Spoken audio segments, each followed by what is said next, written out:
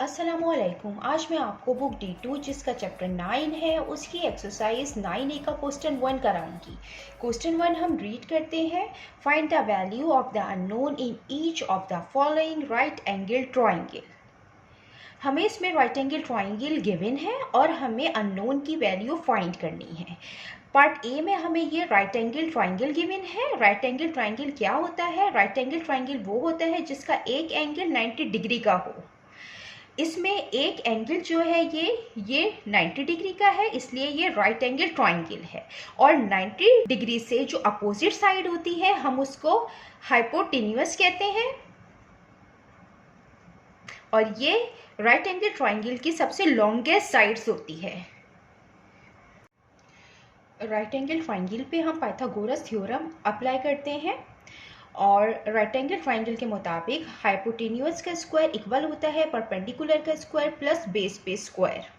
यहाँ पे हमें कोई एंगल गिवन नहीं है, 90 डिग्री के अलावा कोई एंगल गिवन नहीं है, लिहाजा हम यहाँ पे मेंशन नहीं कर सकते कि कौन सी साइड परपेंडिकुलर है और कौन सी साइड बेस है। तो लिहाजा हम इसको इस तरीके से करेंगे कि हम यहाँ पे लिख लेते हैं यूजिंग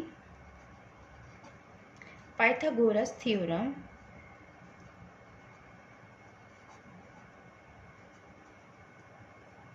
कोरस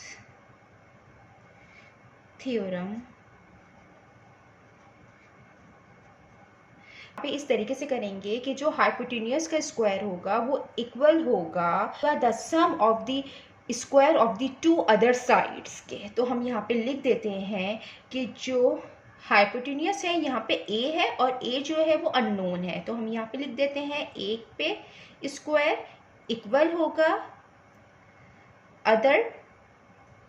अदर साइड के स्क्वायर के सम के। तो यहाँ पे 20 पे स्क्वायर आएगा और 21 पे स्क्वायर आएगा। अब आप इसको कैलकुलेटर से सॉल्व करना चाहें तो आप इसको कैलकुलेटर से सॉल्व कर सकते हैं। तो 20 रेज़ टू पावर स्क्वायर है तो ये 400 के इक्वल होती है, प्लस 21 पे स्क्वायर जो है वो 441 के इक्वल होता है। और ये जो है ये इक्वल होंगे 841 के। अब हमें यहाँ पे अननोन की वैल्यू फाइंड करनी है। तो हम स्क्वायर को यहाँ पे किस तरीके से ख़त्म करेंगे? हम स्क्वायर रूट लेंगे बोथ साइड। हम यहाँ पे लिख भी देते हैं taking square root on both sides A पे स्क्वायर इज इक्वल टू 841। तो जो स्क्वायर होता है वो स्क्वायर रूट से कैंसिल आउट होगा, तो यहाँ पे आएगा a। और 841 का जो स्क्वायर रूट होता है वो होता है 29। ये आप कैलकुलेटर से यहाँ पे कर सकते हैं। 29 का अगर हम स्क्वायर करते हैं तो वो 841 के बराबर होता है। तो 841 का जो स्क्वायर रूट होगा वो 29 आता है और स्क्वायर रूट से कोई भी वैल्यू बाहर आएगी तो वो प्लस और माइनस की फॉर्म में आती है। इसके दो आंसर होते हैं, लेकिन यहाँ पे हम प्लस में लिखेंगे क्योंकि ये यहाँ हमें सेंटीमीटर में दिया हुआ है और लेंथ जो है वो माइनस में नहीं होती है, तो हम प्लस में ही इसका आंसर लिखेंगे। और हम यहाँ पे मेंशन कर देंगे सिंस ए ग्रेटर देन 0। जब a की वैल्यू ग्रेटर देन 0 होगी तो वो नेगेटिव नहीं होगी, वो पॉजिटिव होगी।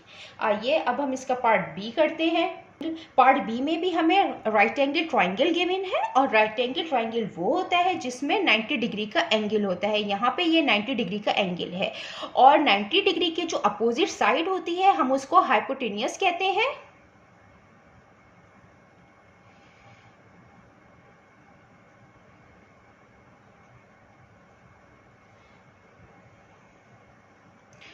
नाइन्टी डिग्री की जो अपोजिट साइड होती है हम उसको हाइपोटेन्यूस कहते हैं। हम यहाँ पे यूज करेंगे पाइथागोरस थ्योरम और पाइथागोरस थ्योरम यूज करते हुए हम इसको सॉल्व करेंगे। याद रहे कि राइट एंगल ट्राइंगल पे ही पाइथागोरस थ्योरम अप्लाई होता है। पाइथागोरस थ्योरम पाइथागोरस थ्योरम के मुताबिक जो हाइपोटेन्यूस का स्क्वायर होता है वो इक्वल होता है to the sum of the square of the other two sides के। तो हम यहाँ पे जो हाइपोटेन्यूस है वो राइट एंगल ट्राइंगल की सबसे लॉन्गेस्ट साइड होती है। तो यहाँ पे बी दिया हुआ है और बी हाइपोटेन्यूस है, तो हम यहाँ पे लिखेंगे B square equal 35 square plus 12 पे स्क्वायर। पाइथागोरस थ्योरम के मुताबिक जो हाइपोटेन्यूस का स्क्वायर होता है वो इक्वल होता है is the sum of the square of the other two sides के।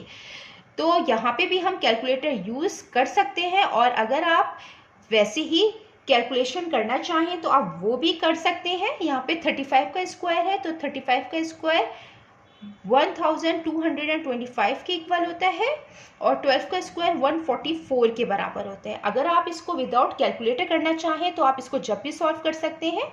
यहाँ पे इस तरीके से 35, 5 × 5 25, 5 3 टाइम 15, 15 + 2 17, 3 5 टाइम्स 15, 3 3 टाइम्स 9 + 1 10, 5 7 + 5 12, 1 + 1 2 और 1। तो यहाँ पे आया है 1225 और 12 का स्क्वायर 144 होता है। और जब हम इन दोनों को प्लस करेंगे तो इन दोनों को प्लस करने के बाद आएगा 1369। अब हमें यहाँ पे b अननोन है, हमें इसकी वैल्यू फाइंड करनी है। तो हम यहाँ पे स्क्वायर रूट लेंगे बोथ साइड, टेकिंग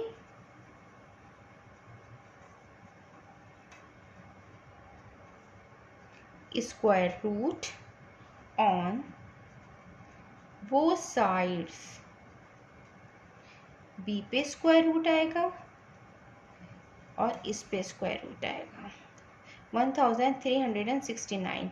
अब स्क्वायर से स्क्वायर रूट कैंसिल आउट होता है, तो यहाँ पे b आएगा और कैलकुलेटर से जो हमने वैल्यू फाइंड की है 1369 की वो 37 आई है।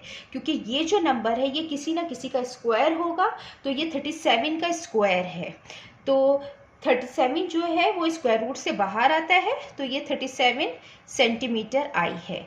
जब स्क्वायर रूट से कोई नंबर बाहर आता है तो वो प्लस और माइनस में होता है। उसके दो आंसर होते हैं, एक प्लस में एक माइनस में, लेकिन हम यहाँ पे प्लस में लिखेंगे क्योंकि लेंथ जो होती है वो प्लस में होती है। तो हम यहाँ पे मेंशन कर भी देते हैं कि सिंस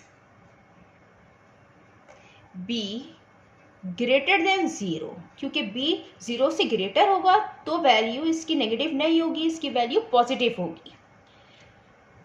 जितना मैंने एक्सप्लेन किया है, अगर इसमें कोई भी क्वेरी है तो आप कमेंट्स में लिखकर मुझसे पूछ सकते हैं। अल्लाह हाफिज़।